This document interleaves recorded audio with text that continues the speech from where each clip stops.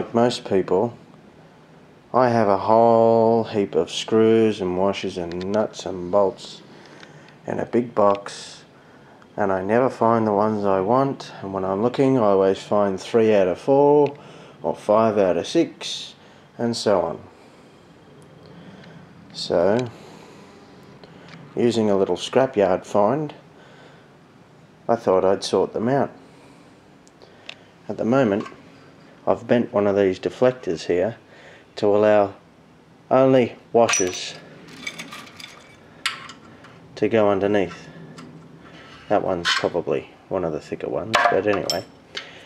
And it seems to work well. Don't know how I'm going to go sorting other size bits and pieces out, but look, if I can sort things out according to some kind of a size, or well, the washers is an easy thing really, but doing screws, like having to move a whole heap of those around when you're looking for one of those is a nightmare.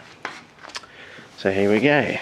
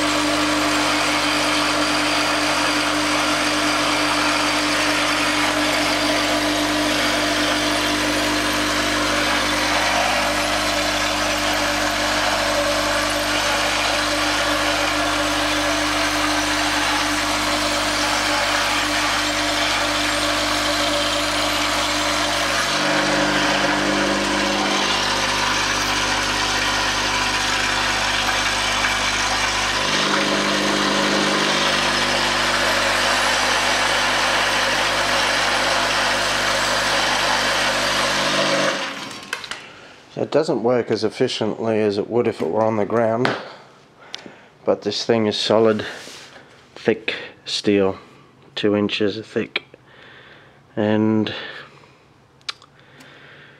it's very, very heavy. So anyway, I also have quite a collection of dust and dirt mixed in with it from years of sitting around, and so I just lashed up bent this little bit of perforated aluminium to try and get rid of the dust, as you can see there, and separate. This seems to be doing alright. I'm not worried about the odd nail or screw, or, you know, it's a lot easier to help find the washers you want, or thickness, or whatever parts you want that are normally the smallest things, are usually down on the bottom of your box, aren't they? So there you have it. Anyone out there got access to a scrapyard and a bit of time on your hands, you can get one of them. There's a few I collected earlier. I took the bowls off because they were just a hideous thing to try and store, and those ones sorted out, punch down, what do you call them, for telecom, data communications and so forth. Those punch down plastic clip wrap things, I don't know if there's one around, here we go. It was used to sort those. So what they do is they orient the part, flip it, turn it, and get rid of the ones that are around the wrong way.